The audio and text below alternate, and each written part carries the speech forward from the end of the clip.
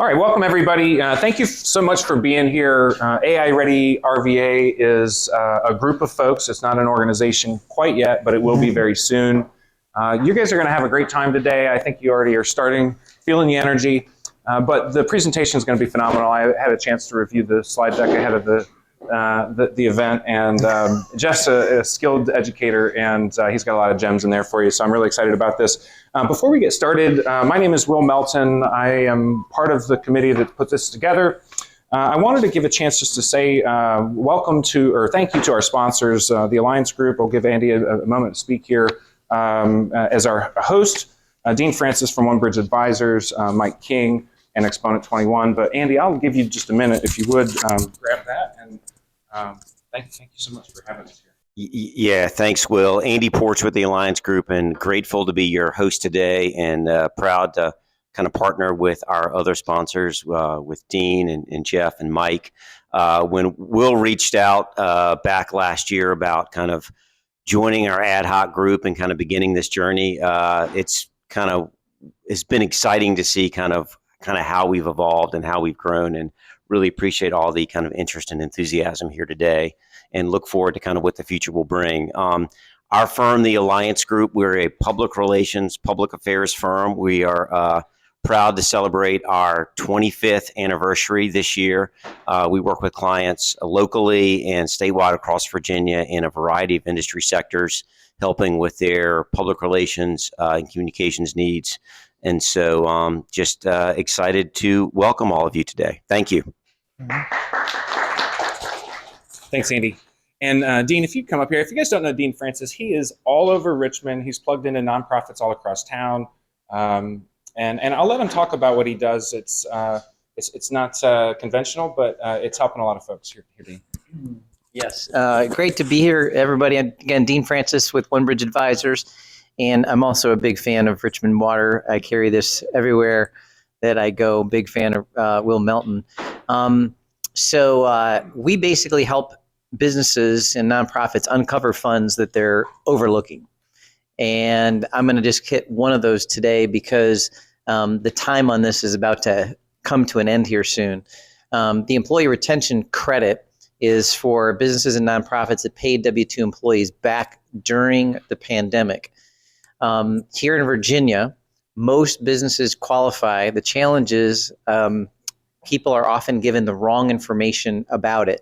We did a deep dive to fully understand it. It's pretty fascinating, and it's typically worth 6, 7, and sometimes 8 figures to businesses. If you know a nonprofit in particular that you'd love to donate some money to, if they have W-2 employees, you got to have them call me like immediately, because it's going to end here really, really soon. And but pretty much we found that almost every nonprofit is qualifying. Yesterday, the Virginia Down Syndrome Association, $61,000. A lot of these are smaller organizations, but a lot of them, it's really great. There's one actually close to here that works with senior citizens. More employees last week qualified for $1.6 million. But if you have a business and you have W-2 employees and you've been told you don't qualify for whatever reason, just talk to me. It's amazing what this can do to really help and make a difference in the community. Great to be here today. Thank you, Dean. And again, Mike King is everywhere in town. He is broadcasting here right now, live, this event. And Mike, you don't have to say anything. I'll save you here. He does plenty of talking, so we'll let him rest his vocal cords. But if it has to do with business, it has to do with Mike King. So we're excited to partner with him. Just a bit of housekeeping. We've got plenty of food in the back. So if you guys need any more food or coffee, we actually have more carafes of coffee even further back there that you don't see. If you would just make your way on either of these 2 doors to make your way back there, please don't worry about interrupting the presentation. Get the food. And really quickly, I just wanted to ask you guys if you would take a look at this slide here. There's a lot of different ways that you can get involved with this effort, and really just hit these really quickly. Follow us on LinkedIn. That's where we are right now. Tag us. If you see anything out there that's local AI related, tag us in those posts so that we can get those shared out there. If you see an event post with us, please share that out there. Tag your colleagues. And if you get an email from us, please forward that on to your friends. we are looking for speakers, panelists, and contributing writers to our website. We want to make sure that's full of content that's relevant to Richmond and AI. And if you have a press release about your business or something AI related that you're doing, send it to us and we'll publish it on our website. Lastly, we're going to send out surveys. One of the really important things about the effort that we're making here is that we want to inject energy and value into our community through this. So we are going to be surveying people to find out what is the economic impact of these education sessions and the other activities that we conduct. So please, please, please, I know that about 10% of people fill out surveys. I'm asking you guys to be at 90%. This is really important. It's going to help us get funding in the area. So just please be mindful of that. And I will let our speaker introduce himself in detail, but Jeff McDonald from Mechanism and VCU Brand Center, and just really excited. I've had the opportunity to listen to him speak, and in our committee sessions, he's always injecting a ton of really fresh information. You think you consume a lot of news. This guy knows everything. So Jeff, welcome, and thank you so much for being here. Thank you, Will. Appreciate it. Awesome. Thank you all so much for coming out on kind of a cold morning, but hopefully y'all will get warmed up with some knowledge today. So what I did provide for everyone today in front of you is just a little take-home sheet. This just provides some of the high-level things we're going to be talking about in terms of AI use cases, practical techniques, and AI considerations. Consider this a start to your conversation today. This is going to be very collaborative, so if you have questions about anything that I present that you don't know what I'm talking about, which happens a lot for me, or if you need me to slow down, please tell me to slow down as well. So we're going to jump right in. I'm Jeff McDonald. I'm a strategist at the agency Mechanism. My clients are Cricket Wireless, AT&T, Charles Schwab, Jose Cuervo, and a couple others that I touch here and there. I mainly run out of the New York office where I handle a social strategy team there. But more recently, I've been leading the AI initiative at our holding company, Plus Company, which is a partner of about 15 agencies with 5,000 employees across the globe, which has been a very large change for me, but very exciting. And my hope is that everyone in this room today can also start to benefit from AI and start to see it accelerate your career as well. I'm also now an adjunct professor back at VCU Brand Center. I taught there for about 4 years before I left for Chicago 8 years ago, but now I'm back in Richmond. Oh, and that is a picture of a project that I did in Richmond, the Light of Human Kindness back in 2013, which is crazy to think that that was so long ago, where we created an interactive art installation as part of the street art festival here in Richmond. So I love building things, I love teaching things, I love connecting people more importantly, so that's why I'm here today with you all. So as I said before, today's topics are going to be AI use cases, practical techniques, and AI considerations. AI considerations was originally called legal considerations, so we're going to talk about that. I think that's very important for this audience that we have today. How can you be using AI in your companies, in your businesses, and what are some watch outs? So yes, all these things. We're going to talk about these things. On the next slide, on this practical approach slide, you're going to see a picture of what this is going to be Adobe Firefly thinks Richmond, Virginia looks like. So I've never seen some of these buildings or that bridge. One of them looks kind of close. On the next slide, so what are some of the things that AI allows us to do? Let's just start with like a really early primer here. Creativity. It allows us to generate new business ideas, business plans, and storytelling techniques. So with generative AI tools, it's your best brainstorming partner. It's going to be able to help you think outside of the box. It's going to help with that kind of lateral thinking, right? Also allows for personalization. So we can do things like analyze preferences and behaviors, so we can tailor our offerings to our clients and to our customers in a unique way. So we can bring in data about who they are, what their behaviors are, and use that. For people in the room who are in marketing, one of the biggest changes that has happened in our industry in terms of targeting has been the sunset of cookies. So you know when you go to a website and it plants that little cookie on your browser and it makes it so it can track you throughout the web to build a personality or persona about who you are. Those are going away or started to already go away. But what marketers are finding is that AI is so good at predicting what your next behavior is going to be that they're finding efficiencies even without tracking technology. So we're actually already seeing exponentially inside of things like Google's ad self-service tools, inside of Meta's self-service tools, that AI personalization is outperforming what we used to have to do with traditional tracking. That leads into the next bullet point, which is efficiency. AI allows you to find and automate tasks. And we're going to talk a lot about how you do that today. Everything from emails to executive decisions, which I actually helped co-author an article with one of my colleagues at a different agency.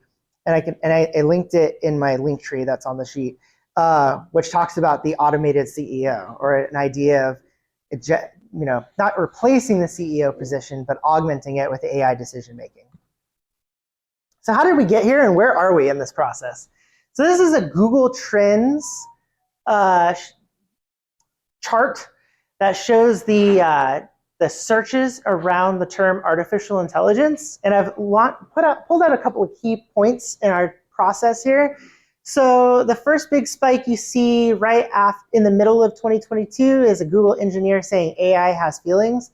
So that is a person working on an AI project within Google that all of us started to realize that their large language model was presenting things that they hadn't trained it to do. It was presenting feelings, ideas that it didn't want to be just another cog in the process. That immediately comes only a few months later. ChatGPT-4 releases their public release, which was of GPT-3 at the time. So that starts us where we are today, which is the current, I would call it a gold rush of people wanting to figure out how to apply AI to their businesses, to their everyday lives. And then we have a peak that happens in April 16, which is quite a long ways ago now. That was the launch of GPT-4, the most advanced model that OpenAI had released at the time. And then you can start to see interest kind of wane in the weeks leading after that. This is an older chart, so I went back and updated it. And what we found is actually that after we had that kind of drop in interest, the drop in interest is after that first large spike. Interest is now starting to build back up. So people are now starting to see the practical uses, hence today's topic, of how they can be using AI. So we're beyond the hype cycle, and now we're actually starting to get into the practical applications of AI, how we can use it in every day. What are we doing beyond large language models? How are we looking at generative AI tools that can help us build out some of these things that we need to accomplish, like efficiencies? And this is just a really fun fact. Whenever you're inside of Google Trends, you can see where those searches are trending the most. And the region or the sub-region with the largest amount of searches around AI has been the District of Columbia, which is really interesting to me. Obviously, this is a topic for a lot of our policymakers right now. Two really important facts that I pulled from this very new Accenture document, which I think you'll be getting a copy of this deck, so you'll be able to click these links. But 81% of US companies see generative AI as one of the main levers for reinvention. And in this PDF that I linked to, they actually talk about how the individual reinvention makers inside of their companies are the ones driving the largest push to adopt AI. And so my hope for you all today is that you are all those reinvention makers within your organizations, your businesses, your private lives, and that you're the ones driving that change. So 81% of companies see this as one of the main levers of reinvention, kind of like that joke, what was the biggest digital transformation of your company? And most people were saying a couple of years ago, COVID-19. And now I think it's AI. And then this next bullet point, 44% of working hours in the US are in scope for automation and augmentation. That also is a very important data point. So looking at our everyday lives, at the work that we do in our organizations, what parts of our jobs and what whole positions in our organizations are going to be disrupted by AI? And how can we start getting ahead of that now? So that's one of the main reasons I go and do these types of talks at other ad agencies within my network, is I'm helping to try to get ahead of those augmentations to make it so that they're beneficial for our company, and our hands are not forced to do it by our competition. And yes, all the images I provided were generated with AI. So my biggest piece of advice to become the reinvention maker within your organization is just to start now. If you were waiting for somebody to tell you how to start using AI or when to start using AI, this is the reminder. I'm sure you've heard it before, but just start. Just get in there. It's really easy to play. If the subscriptions are open, GPT-4 at $20 a month is probably the best hedge bet you can make on your career and your life. So go for it. but get out there and start working with it. So let's jump into what we're going to go through in the document. So this is from that same Accenture report about how AI is impacting work. This is just a really great broad overview of the different areas that AI is being used. And I'll just go over into this broad stroke since you have the printout in front of you. There's 3 key areas that we see AI being impactful for most businesses, and that's in diagnostics, predictive intelligence, and then generative AI, which is what most of you probably know of as AI is generative AI. So that's things like ChatGPT, Midjourney, Firefly, any of those tools where you put in a text prompt and you get back a different output. We're going to go over some of those tools in a second. Predictive AI is the stage that I think is probably going to be the most substantial disruptor in most of your lives and businesses, which is the ability for you to predict patterns, to forecast things, and then to create models based on those forecasts so you can predict things in the future. It's going to be super huge. That only comes, though, when you have access to your data that you can then feed into these models. So one of the things that you're going to see in 2024 is one of the biggest trends is the rise of private AIs. I don't know if they're going to be called that, but the idea of a private AI is an AI tool that is trained on your information. So it might be your company's information, your customers' data. It might be just based on like your emails and what's in your Google Drive. So if you look at a tool like Google Duet, for example, which is the AI layer you can add onto your Google Workspace, then Q2 of 2024, they'll be releasing a tool that allows you to basically query your entire Google Drive. So imagine all of the information that's locked in your Google Drive. Imagine an organization of hundreds of people, what knowledge is locked in the years. You know, my company has been using Google Drive for at least 10 years. So we have 10 years worth of information locked about how our data is, how our clients' content is performed, our brainstorming process, our internal organization. So imagine that private AI layer put on top of that. So that's going to be what's going to be happening this year. Is AI moves away from this generalized model where everyone's using the same ChatGPT 4 OpenAI model, and now it's going to start to be trained on your personal data. We'll give some examples of that. And then what you're going to want to do next based on that information. So once I have this private AI layer and I'm now able to do things like create models, predict things, what do I do next? You're going to be able to simulate outcomes, optimize what those outcomes are. So like think A/B testing, but with an AI layer, and then give recommendations on what next steps are. At the very beginning of the chart, the thing that I think is going to be a little bit more niche is going to be diagnostics AI. So doing things like analyzing data, looking for scenarios, and segmenting your data. I think that's a really close to the metal. So it's going to be people who are already working in that analytical data space. But some of you might be in that room, so in this room, so that might be helpful. These are just some tools, not going to go into detail, but I think one of the things on the tool slide that might be worth calling out is some of the ones you haven't seen. So at the very bottom of the text generative AI tool set is a tool called Writer. The website for that is literally just writer.com. They must have spent a lot of money on that domain. That is an amazing AI tool if you are an organization or a client, or you have a client organization who needs data protection, who needs lots of filtering options in terms of like what the model is trained on, who needs a private AI model trained on their company's data. Writer.com offers a enterprise level product that allows you to basically upload your data or your client's data in a secure enclave that they won't train against their model. And they even go as far to offer a hardware appliance that they can actually install on site at your company. So none of your queries or your data leave your hardware. That's a really niche thing, but I just like to put it out there that these things exist. And so if you need it, you can have it. I added Grammarly on here because I didn't realize how big of a player Grammarly is in the AI world. Number one thing I get asked in these presentations is, should I be using Grammarly AI? I don't know anything about it. I don't know what model they're using, but I put it up here because it's very popular and it seems to be very useful. I use mostly the 2 starter ones, ChatGPT and Google Bard, which doesn't have a logo, so I just put their little magic symbol. But Google Bard to me is one of the best free AI tools. They just launched their new Gemini Pro model, which is not the same thing as Gemini Ultra, which is going to be the one that outperforms OpenAI's current model. But it is very good and free to use if you just go to bard.google.com. ChatGPT, obviously the big player in the space. The big thing I'll call out about the ChatGPT model is similar to writer.com. Under the new enterprise level, which has some requirements of how large of an organization you have, they also now have, I think it's called, somebody might be able to correct me, GPT Teams? What's the, there's one below enterprise, I forget what it's called.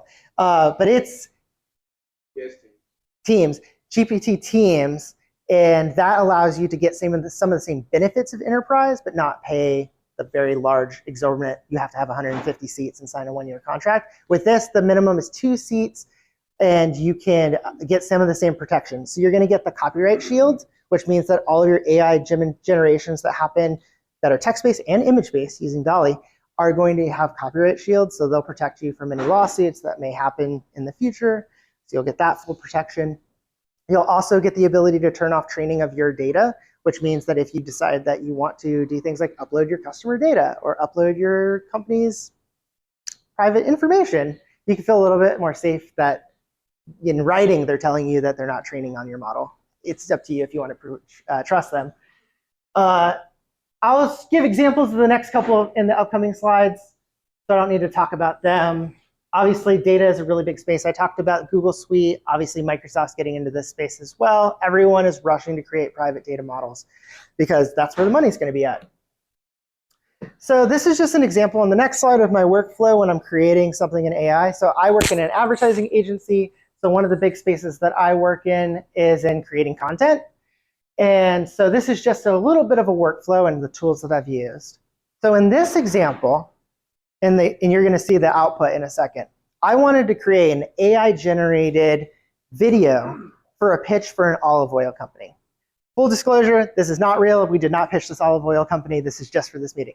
But I wanted to show an example of all the different tools and how they can help you in this type of process. So the first thing I needed was an idea or concept and a script. So I went to ChatGPT, wrote out a very simple prompt. I need an olive oil 30-second ad. Give me a description of what visuals should be on screen and what voiceover copy should be played over those visuals. It then wrote me out a couple of examples of 30-second ads. I picked one, and then I took that 30-second script and took it into Midjourney. Midjourney is an AI image generation tool. It was available only through Discord, but as of a couple of weeks ago, they now also have a website version. But an AI image generation tool nonetheless. You could use Adobe Firefly, any of those others. You could use DALL-E within ChatGPT.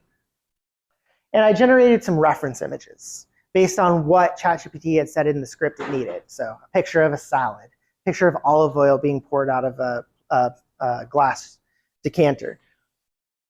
And then I took those images and I moved them into a video creation tool called Runway.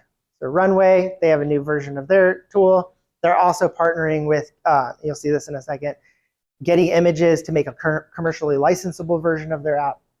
And I generated these video comps that you'll see in the next slide. Then I generated the voiceovers using 11 Labs AI tool.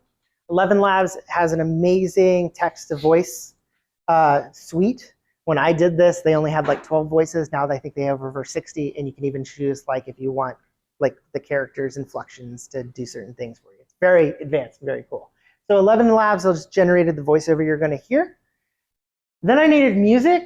So at this time, there wasn't a lot of AI music generation tools, so I used this tool from Google's AI Test Kitchen, which just basically allowed you to put in a text prompt of what type of music you were looking for.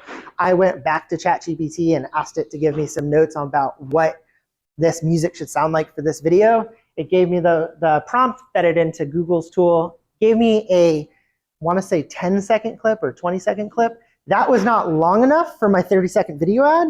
So I used one last AI tool, which is Adobe Sensei model, which sits inside of their Adobe Premiere products and a couple of other products. This is an older model to what they now use, which is Firefly, which is currently mostly image generation, but they're going to adapt it to other types of generation soon. And I made it so I could extend my audio clip. So it used AI to extend that music track that was only 20 seconds to fit my full 30-second of my track.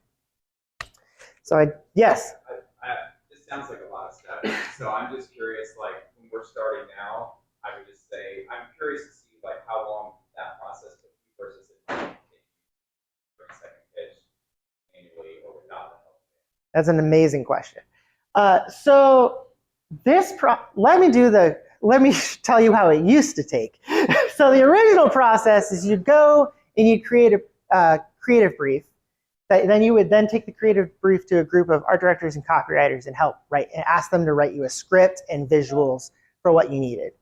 At a minimum, most art directors and copywriters will shun at anything less than a week.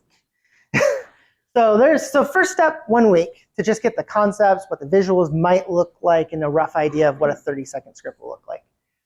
Creating the reference images, they're going to go probably pull them from stock photo websites, so you're out of pocket for the stock photos, or they're going to go and just rip them off of Google Images. That's not going to take as long. They're probably going to do that as part of their 1 week process. Let's just fold that in. Going and creating the video assets, if you can use a stock video site that has something close enough, probably another week, or you're going to have to go and shoot something, which who knows? Let's call it another week and for being really agile. Generating voiceover, you could probably do it in that same process. So let's just chunk that in. You could have a professional do their voice recordings. There's amazing voiceover websites where people will record you voiceovers for the attempt that you'll one day pay them for them. Generating music, same thing. Stock audio track websites exist. We'll just drop that back in. So I would say on a really amazing A+ day, 2 weeks, we could get something presentable to a client that looked good enough. I did this in 2 hours. I know a lot about these tools and have played with them, so I probably have some efficiencies because I've used these tools, and I knew I could go into Adobe Premiere, for example, and extend my audio track, and I didn't have to Google how to do that. But I would say 2 hours is what I'm starting to see at my agency as well. So not just me, experts in AI, but the people I've trained now are able to accomplish this type of task in 2 hours now.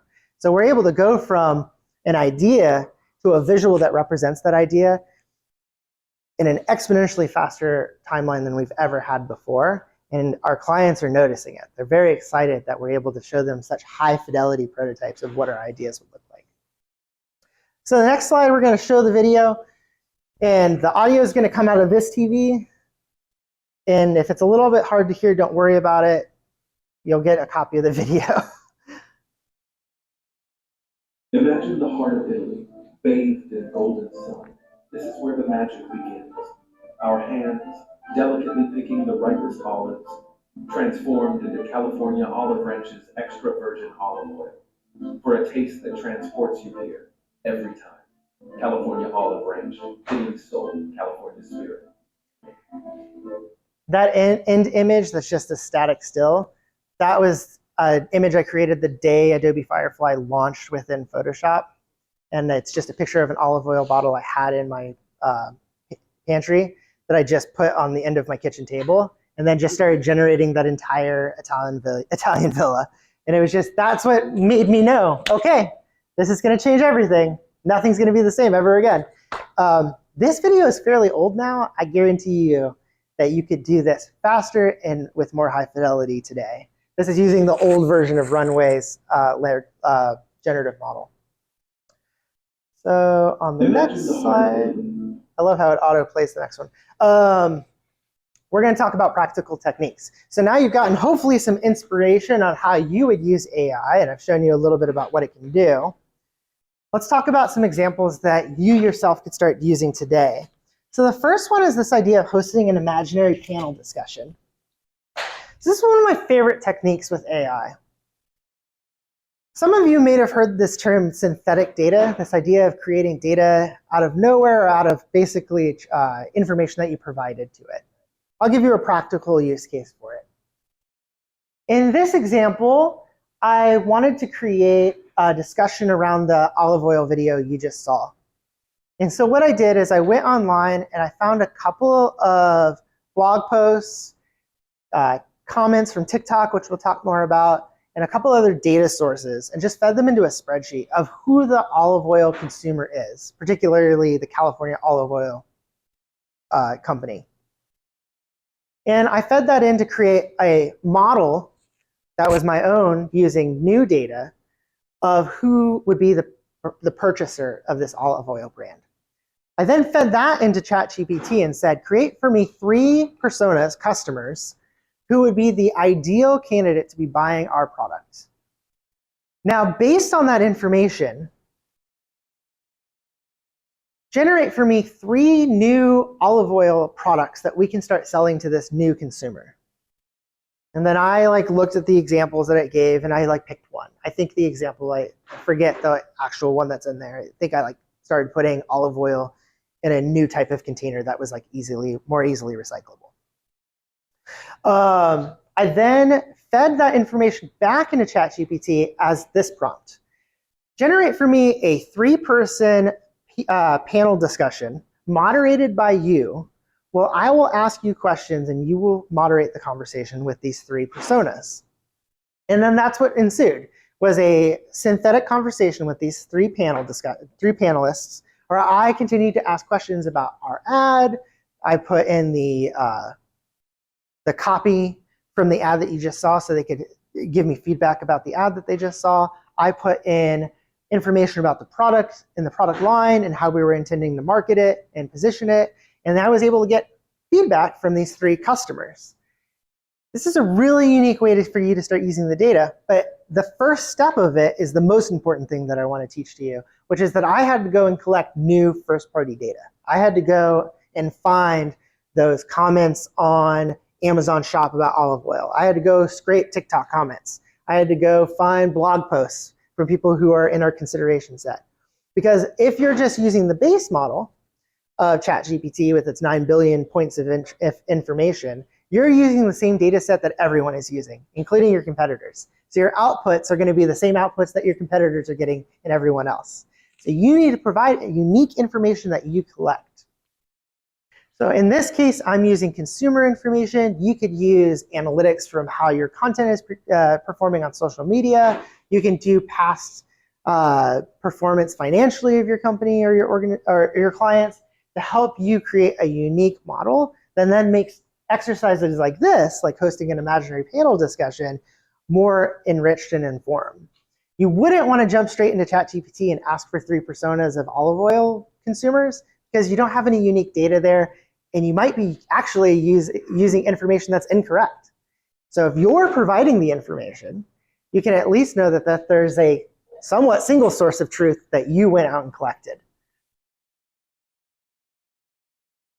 So let me give you another example of how I would do this in a marketing world. So everybody has been really interested in this Stanley Cup. I don't see a Stanley out here. Maybe that y'all left them in your car. But I was really intrigued by this trend of people posting about their Stanley 40-ounce tumblers. And so I wanted to do a fun experiment using AI in this process I just talked about. So I decided to go and look at all of the comments of the top, or what if we could go and look at all of the comments of TikTok videos of people talking about these Stanley tumblers, and we could use it to analyze the information about what the next big product innovation would be. The latest thing is that actually the Stanley tumbler is starting to get out of vogue. So I did that. So I actually went and I found a little JavaScript applet where I could download all of the TikTok comments of the top videos. I have a separate tool that helps me find top videos about a topic. But then I scraped all of those comments, fed them into a spreadsheet until I got to about 3,000 lines. And then I took that spreadsheet and I fed it into ChatGPT so that I could start asking questions of the data. So on this side, you've got a little bit about what my prompt is. You're a social strategist analyzing comments from TikTok on top trending videos about Stanley tumblers. For this holiday season, look at this CSV and provide 3 trends that you see in the data. So this is a task that I would have normally had to done anecdotally because there's 300,000 data points, and probably would have been very time inefficient. With AI, I don't have to worry about being anecdotal. I can literally have it look at it from a quantitative perspective and tell me the amount of times that people are talking about how to find these products. Yes? I'm gonna keep you out. So if I heard you correctly, you're using JavaScript to go and look at comments and taking that and putting that application in ChatGPT and utilizing that to get like consumer information, right? Yeah, I can send you the link. All it's doing is I'm just going to a TikTok. So I already know what my top TikTok videos are that I want to scrape. And then I'm just running a little piece of JavaScript inside the console. And it just goes and it just literally it copies all of the comments to your clipboard. And then the JavaScript then pastes it to wherever your cursor is, which my cursor is in a spreadsheet. Yeah. Well, because there's no official way to scrape TikTok comments, and it actually is against their terms and conditions. Can you do that on like Instagram and Twitter too? Yeah, but those actually have APIs where you could do that. TikTok does it. They don't want you doing this. But it's my opinion that the best social information that we have about consumers and their actual sentiment is no longer on any other social platform except TikTok. It's the only place where people are actually themselves anymore. Hot take. I should have said hot take warning. But yeah, so this is just some of the examples of things that it was able to pull out. I was then able to create those 3 personas of 3 consumers of Stanley tumblers. I was then able to take those personas, put them in a panel discussion, have them help me understand what the next big product line was going to be for Stanley tumblers. If you're wondering what they came up with, it was personalized tumblers. Not that exciting, but an interesting tidbit. Another tool that I think is really useful, and many of you might know about as like a UX design, a website design app, is Figma. Figma actually has a really cool product that's part of their product suite, and it's completely free to use, called FigJam. And it's literally a collaborative online brainstorming whiteboard where you can just go and brainstorm ideas out yourself or collaboratively with as many people as you want in an organization. And it makes it so you can have, if you've done one of these, like a sticky note exercise where we're just writing down ideas. And if you've done one of those sticky note exercises, which you know is the hardest part, is anyone can fill a wall with 300 sticky notes.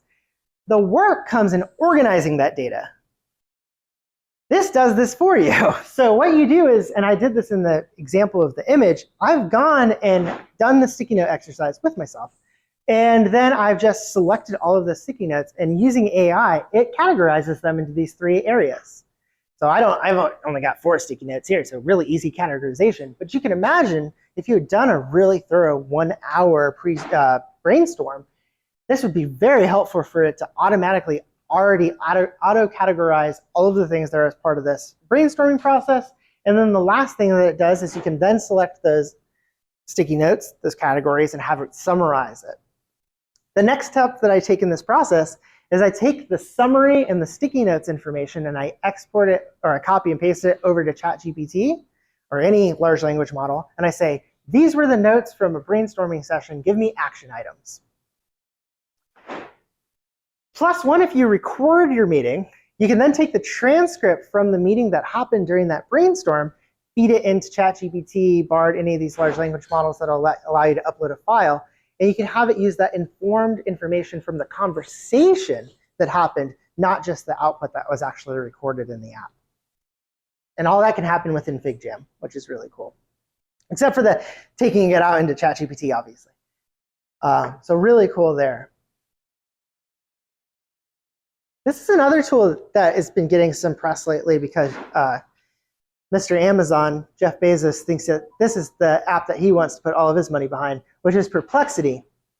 Perplexity, just like ChatGPT or Bard or any of these other large language apps, it's just a way for you to ask questions, generate new content. It's a generative AI tool. But what's really cool about it is it has all of these filtering options where you can filter down to very specific things or domain expertise. And they also have this really amazing Chrome extension. So one of the websites I visit for fun and partially for my work, but mostly for fun, is QSR Magazine. Like if you ever want to know what the latest things happening at Burger King are or McDonald's, this is the industry trade pub where you're going to read about it first. So I always go on there and I love to hear about trends around like Gen Z and eating out. And so I go here and I can just really quickly, using their Chrome extension, I can summarize an entire page. So all of those Chrome tabs that you have open right now of articles that I know none of you are ever going to read, this is your chance to find redemption. Go click on an article that is super long but has really insightful information and start interacting with that article. Ask it questions, ask it a summary, ask it for key insights that apply to you and your business using this Chrome extension. You can see in that dropdown where it says this page, hopefully you can see it, If you click on that, when you're in this app, if you click on that, you can also select this domain, and it will search all of that website that you're on to answer the question that you have. So you could ask it, what are Gen Z habits around drive-through? And it will not just look at the article that you're currently on, but all of QSR Magazine. So imagine all of the industry insights that this publication has about that specific particular topic. And then what it's going to do is it's going to answer that question for you, and it's going to cite all of the links where it found that information on QSR Magazine. So remember, we talked about one of the key things that is going to be a differentiator between you and your competitors is going to be where your data is coming from, this private first-party data. This tool allows you to jump right in and get exactly to where you know trusted sources are, and then you'll be able to cite out those sources. So super unique and helpful. Yeah, check it out. Perplexity is really awesome. It also, on their website version, has a really amazing Reddit search function. So if you're looking for more of like that data that you can extract and then put into personas, it has a really great Reddit tool for that. So how would you get started as an organization? So one of the first things that you're going to do is you're going to start assessing how AI can impact your organization. So this can do, I would normally start with individual tests. So finding people within the organization or my group or my team or me myself who are really excited about AI and looking for ways that I can start leveraging it. One of the things that I do is I start to encourage a culture of using AI for research and writing. So I'll do presentations like this within my organization to get them excited about using AI tools. I will then start to try to find people who are going to start championing it and have them own that process. So I've got like a couple of art directors who are really excited about AI, who are really owning the process of adoption, going from image generation to video generation. Strategists doing the same thing around using tools like Perplexity. The next step in your process is going to be implementation. This one's really fun. So you're going to internally deploy tools and programs to automate processes. This sounds like a lot more work than it actually is. This can be as simple as creating a prompt library like the one we created for today. Just a place where you can share the top performing prompts that you're using within your organization. So make it specific to your organization. Make it so they see the use case immediately. Because the number one thing that happens to me, I do a version of this presentation that's 2 hours long, broken out into 2 different sessions with about 30 minutes left for Q&A at the end of each. In those presentations, the number one question I get asked from people is, that's great, what do I do? And I said, well, I just spent 2 hours telling you what to do. People want, this is my job. How do I use AI in my job? Show me how I use it. And so you have to make it that brick to forehead. And so to do that, I recommend getting into smaller groups and creating some kind of action-oriented library of how to use AI. And that, to me, is a prompt library, but that may come in your case as like we also have in my organization a Slack channel, an AI Slack channel. And I create little 5-minute looms of like, hey, like the new Adobe Firefly just launched with it, and here's how you can use it. And I'll just make a quick video. So that way I'm creating as many touch points as possible. And then lastly, this is what we were talking about earlier. The next stage is going to be really interesting and exciting is you're going to be able to start taking some of these AI tools that you're working with, creating in some cases, personalizing, think GPT store on ChatGPT. You're going to be able to start marketing these products. To do that, we have some questions coming up. You're going to need to make it so that this is ownable to you. You can't just be using the plain GPT model that everyone else is using in the world. You're going to have to provide some unique insight, some unique expertise. That's why domain expertise is going to be so important moving forward. But you're going to be able to start to launch these products and make them into things that you can start charging money for or sell to other organizations or your competitors. So I called it still legal organization in the deck. So what are some AI considerations, legal considerations? So the first one is legal issues are being resolved.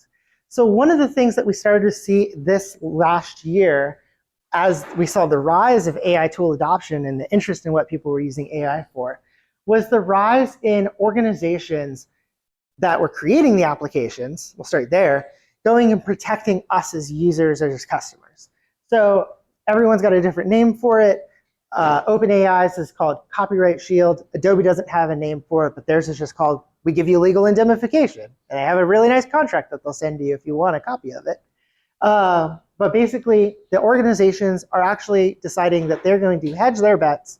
They'd rather us as consumers and customers pay to use the tools and not be scared to use them. And they're willing to take the bet that if there was ever a lawsuit, that they would be okay to cover you in that case. So they're not, what they're not saying is that everything is fair for commercial uses. I mean, they're claiming that in their wording, but what we don't know from the courts yet is if that'll actually end up being the case. There's several lawsuits currently in the courts about whether or not data trained on copyrighted material can then be used for commercially licensed purposes. I'll talk more about that in a second. But we're starting to see things like Copyright Shield. Shutterstock has a legally indemnified AI model as well. Runway is just now partnering with Getty Images to make it so that they have a legally indemnified and commercially licensable moving image or video application. So everyone knows that we're excited as business owners and customers of these tools to start using them in our commercial products. So they're trying to meet us there. We're also seeing labor issues starting to be resolved somewhat. This will be a really interesting year, 2024. But one of the big things is, we had the writers' strike and the actors' strikes. And there were some really big things that came out of that in terms of like how we as a society are going to start seeing the adoption of AI. So one of the things that was really interesting within the writer strikes terms that were written up around AI is that the Writers Guild agreed that AI is allowed in the writer's room but cannot replace the seat of a writer. It's really interesting. I checked I fed all the articles into ChatGPT to make sure I have this right. They want to use the AI tools and they want to be able to use them, but they don't want the opportunity for an AI tool to replace their writing credits or their job. So I think we could probably extrapolate that into other industries where we don't want AI to replace our jobs, but we want them to augment it. So when we wrote up our company policy, which is one of the things I recommend that you do as an organization sooner rather than later, that's one of our key foundations of AI tool adoption, is that it does not replace humans, it merely augments our work. How is that actionable? I don't know, but it's in a policy. And then with the SAG-AFTRA, with the Screen Actors Guild, they made a really interesting concession recently, which in their contract, they're allowing AI for voice actors to be used, but only in video games, which means to tell me that there's an insight about how voice actors really hated recording video game voiceovers. That they were like, nah, let them have it. We don't want it. But it does open up a really interesting revenue model as well. Like I can go into a recording session and record 20 minutes of me reading a page of a book, and then I can make money in perpetuity for an organization that's going to use my voice for the next 2 years for a character design. So I see what the benefit is there. But across the board, this is larger than just people in the content and creative industries. This is going to affect everyone. 2024 is really where we're going to start seeing that impact. If we saw people saying that their reason that they had layoffs in the last 2 years was because of COVID, inflation, et cetera, 2024 is going to be the year where organizations start to use AI and automation as one of the reasons why they start to see shrinkage in their organizations. So that's why I talk so much about creating a policy, because you need to get ahead of it and say what your policy is about using AI tools. So what are some considerations that you need to take into account? Can you own it? So one of the things that the US Patent and Trademark Office has come out and said is that AI in its current iteration does not demonstrate sufficient human authorship. I want you to burn that into your memory, sufficient human authorship, because that's going to be the topic.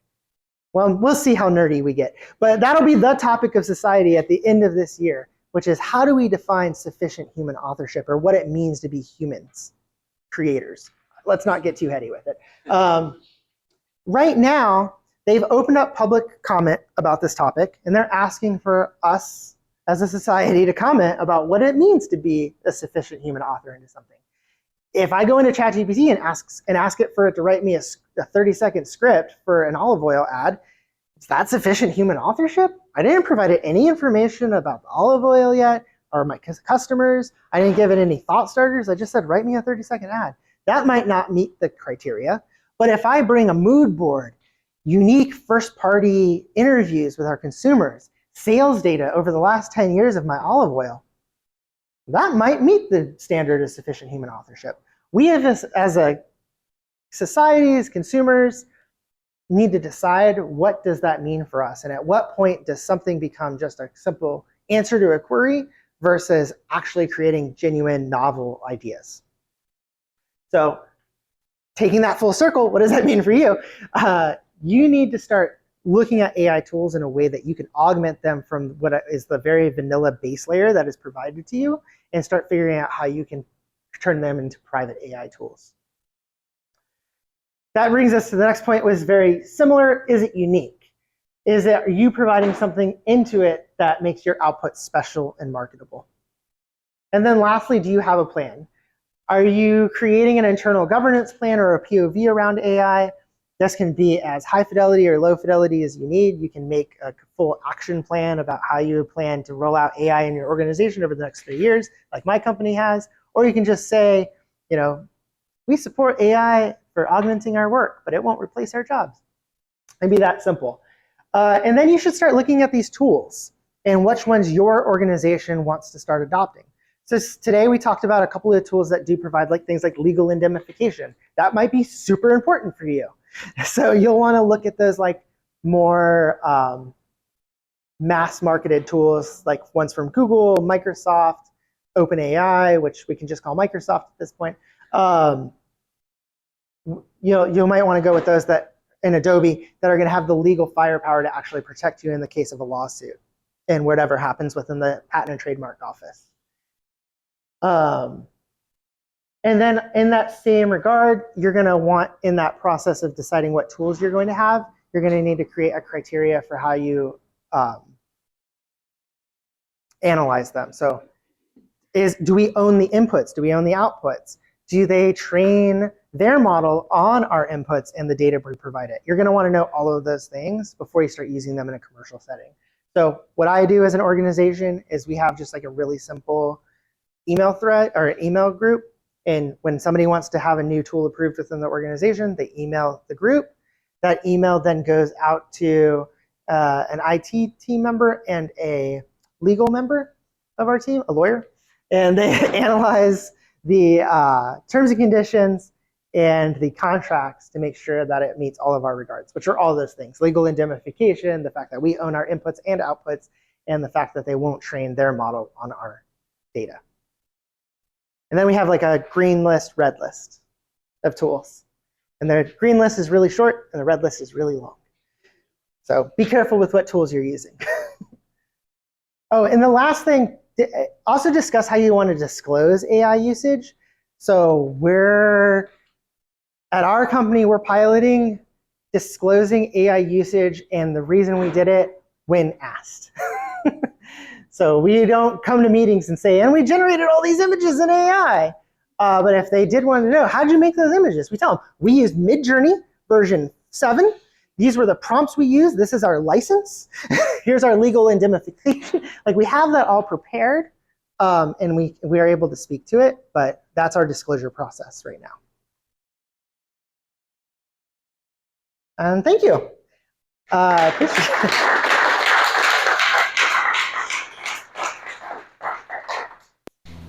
So I can open up to questions.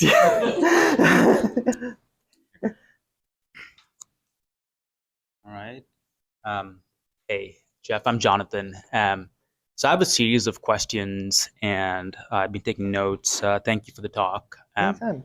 Starting off with AI use cases, you've mentioned diagnostic and predictive as AI use cases. My question is, those seem to be classical machine learning use Yes. cases that require tons of data and a lot of compute and data scientists and machine learning engineers. So I'm just curious how would that apply to a small business context where they don't have all those resources and, most importantly, really large data sets.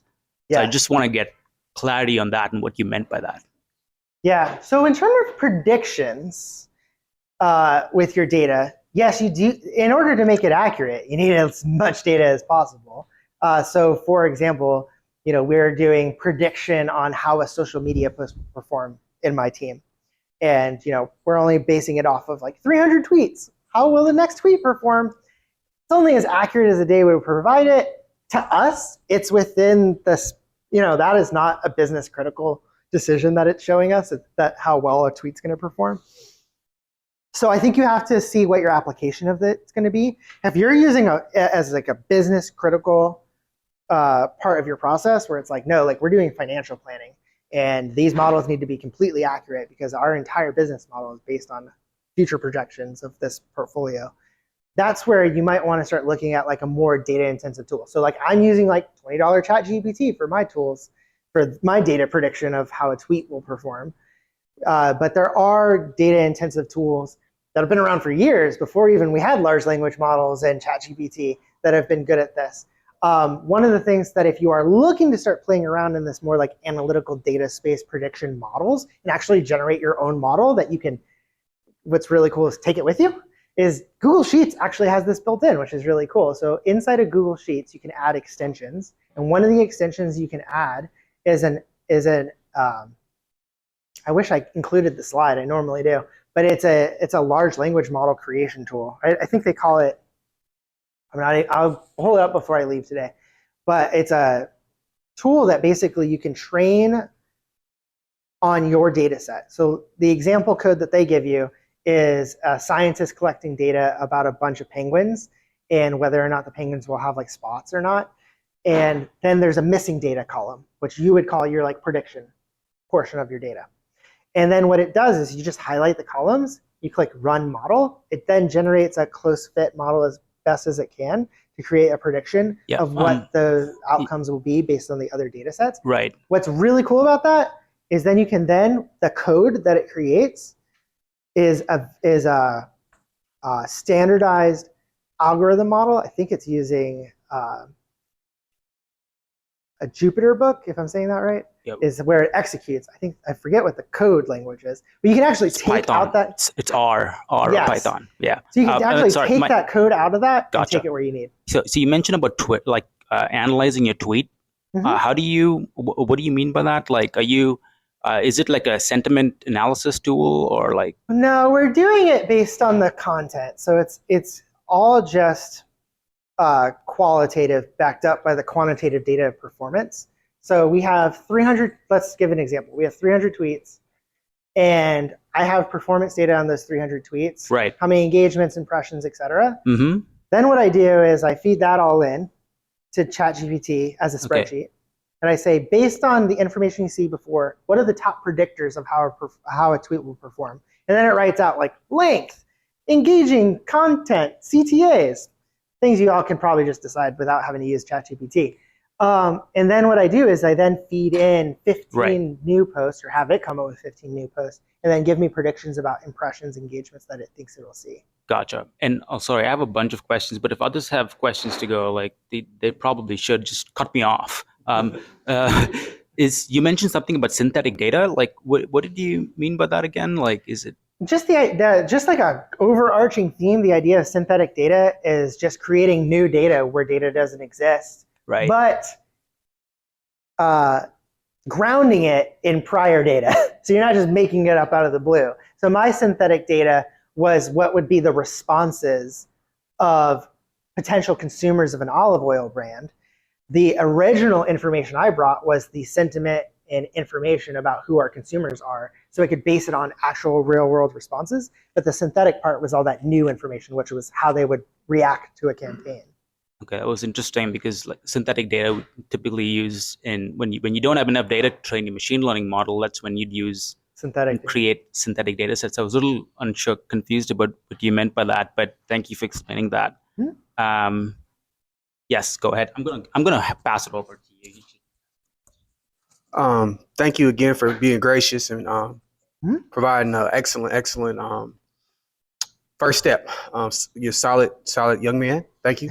My question: I want to identify thought leaders, right? I want to get ahead of the next trend. I feel like in November, what happened with OpenAI? I think that they identified augmented general intelligence. Mm-hmm. And what's your thoughts on that, right? I want to understand where I can identify individuals like that are going to talk about that. So I know in Davos, there's a lot of stuff going on over there, and I'm going to dig into all that. But then I know in South by Southwest, they're going to have a whole week full of information about AI, right? So I just want to figure out where can I stay ahead of the competition when it comes to like learning AI.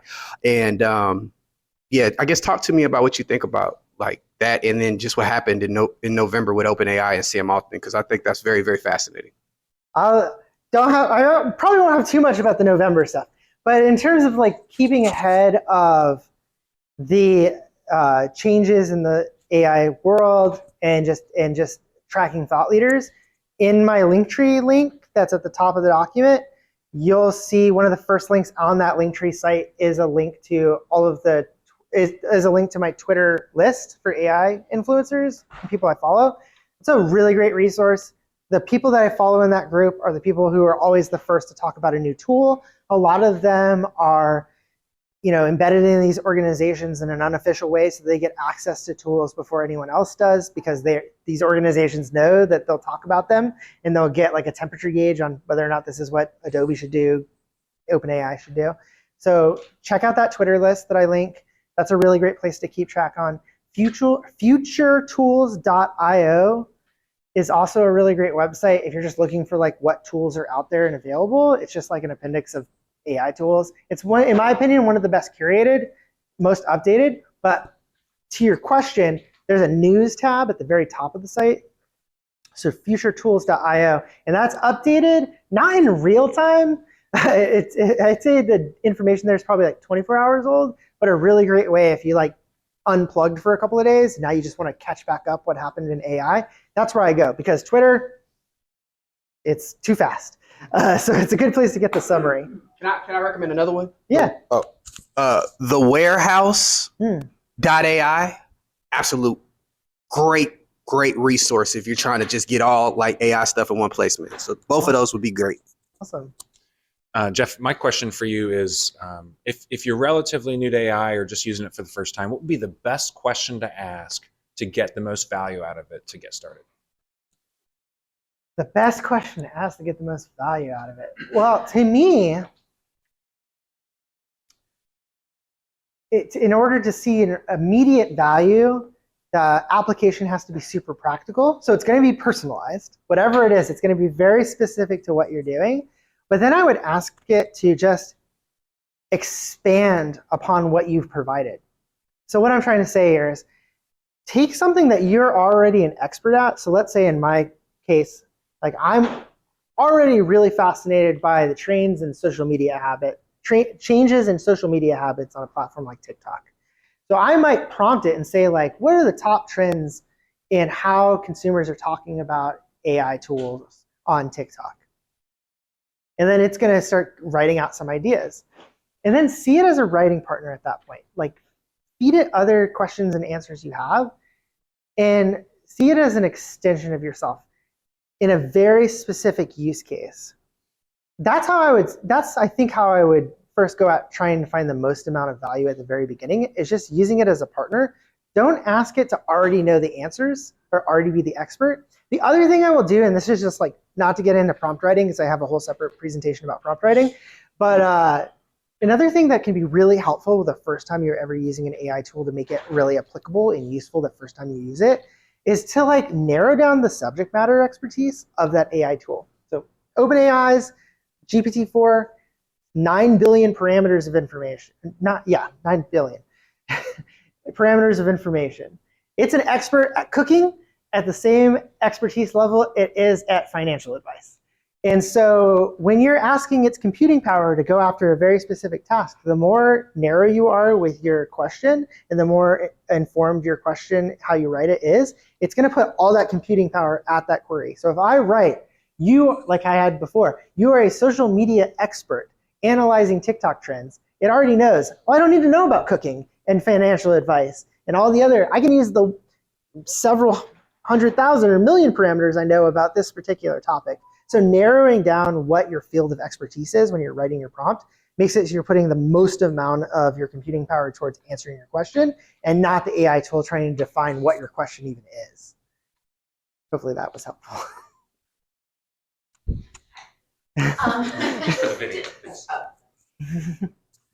To piggyback off of that, so are you recommending that we just, because I'm not in the tech space at all, so if we're not in the tech space, do you recommend just diving in and playing with it? So there's, do you have resources like Chat GPT for Dummies or AI for Dummies? So yes, by the way, on that link tree, I'm like my own best promoter here. On that link tree, there are videos that I've created on AI prompt writing for ChatGPT, and it starts at a very basic level, and it goes over these things. It also includes a PDF, so you can watch the video, you can read the PDF, however you want to do it. So that'll take you through your prompt writing steps, and it'll go over these best practices.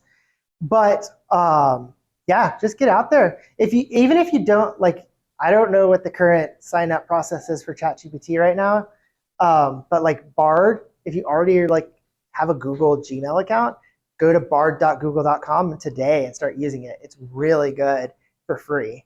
And it pulls information from somewhat reliable sources sometimes, like Google searches. It sometimes hallucinates still. But you can also do things like pull YouTube video content. You can look up flight information through it. It's really cool.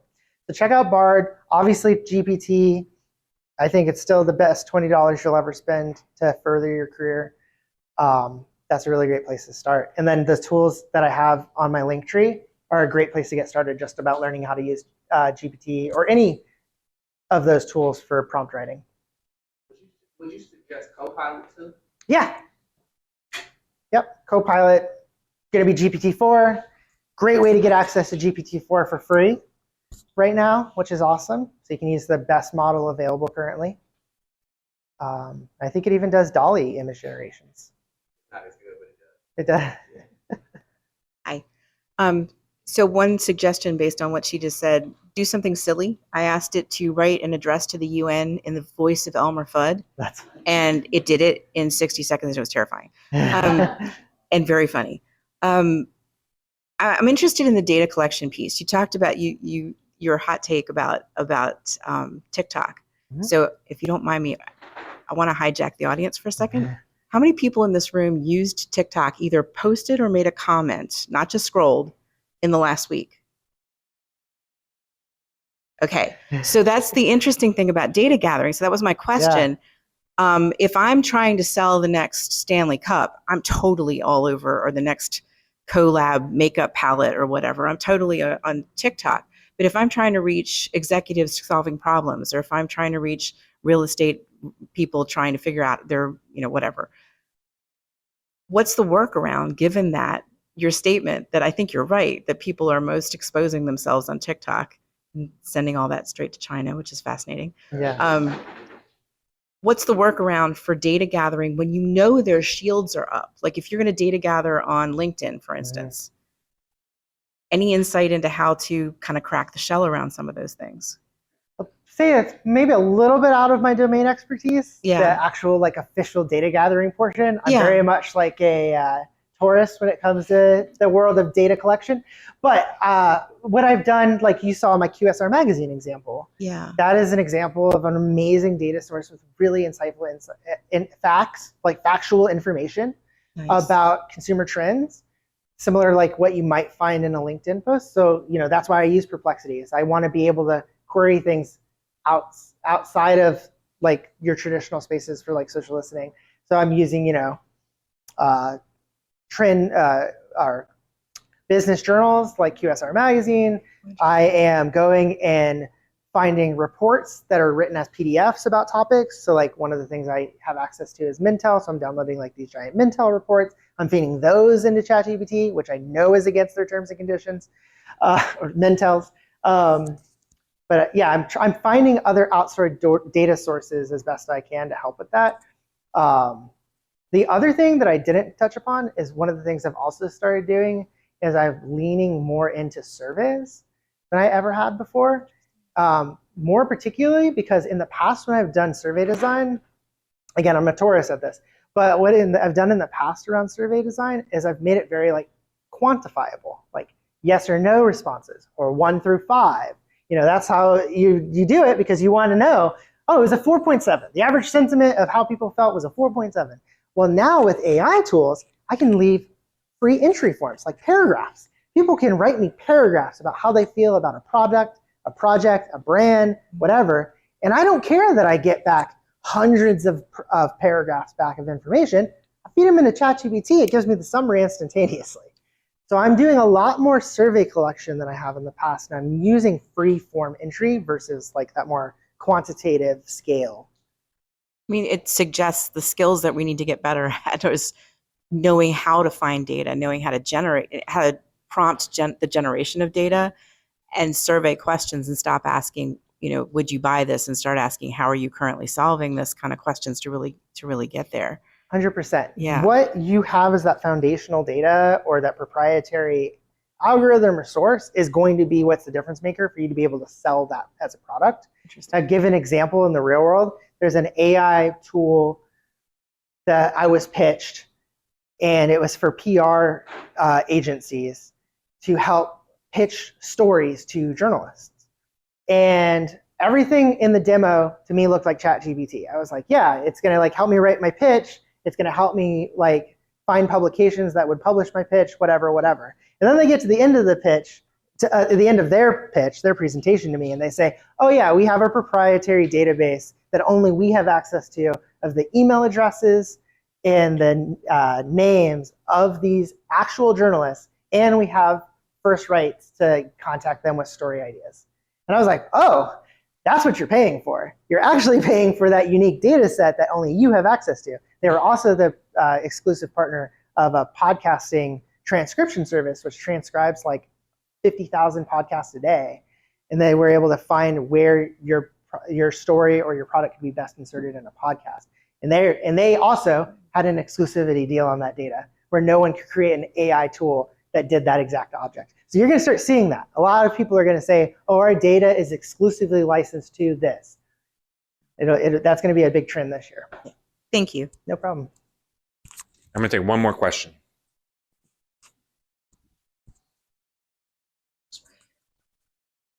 Jeff, just piggybacking off what she asked and what the other lady asked about proprietary data, and also like what are some simple use cases for small business owners?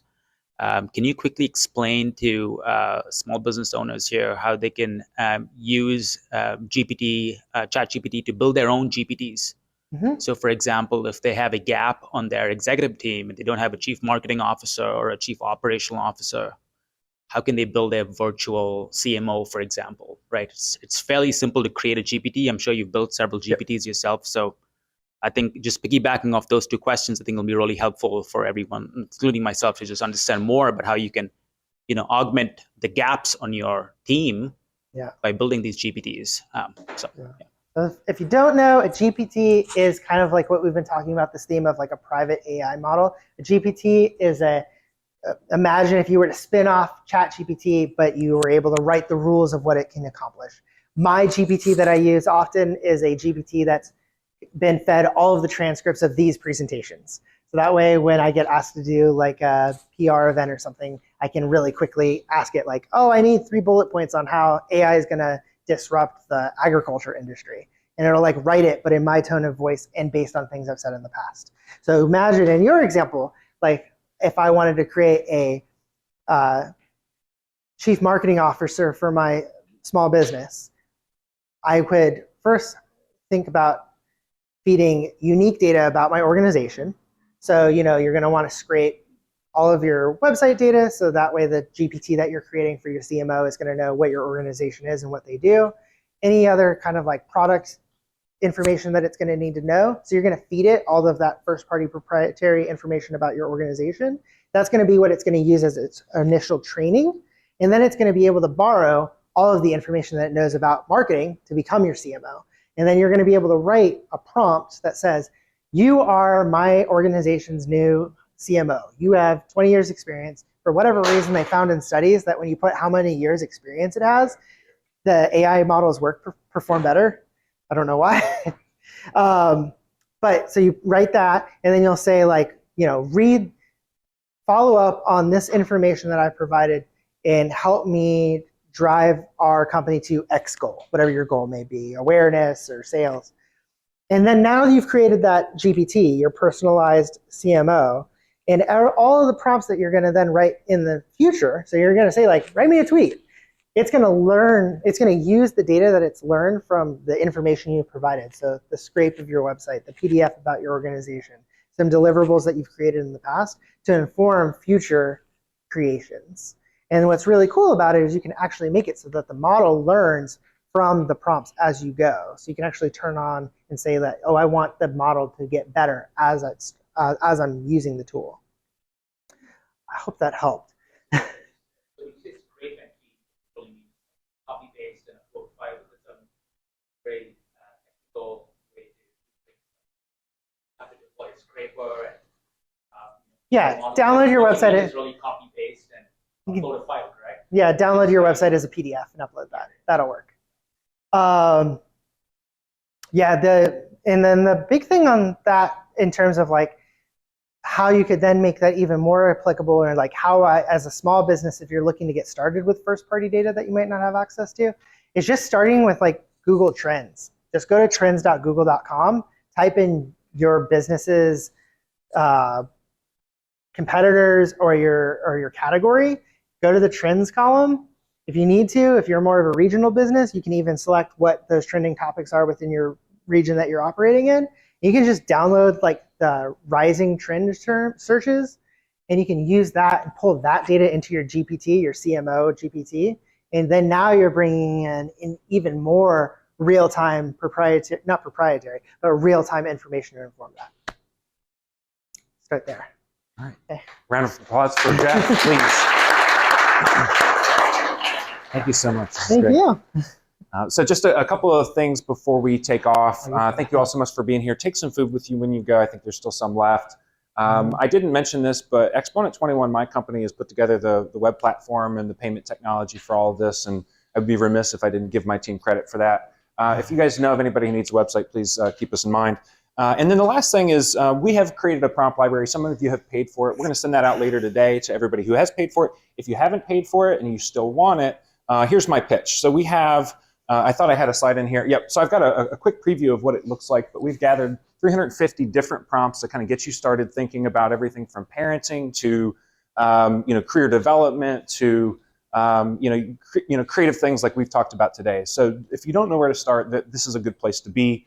And what we're asking for is, give us $20. You'll have access to this for forever, as long as we keep, supporting it and building it up.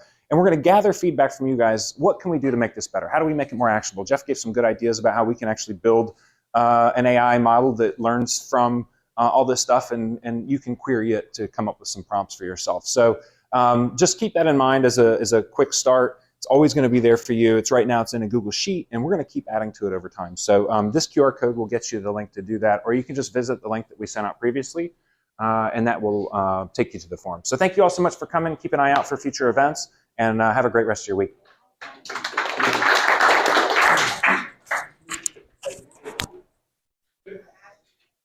All right. Steal your mic. Yes.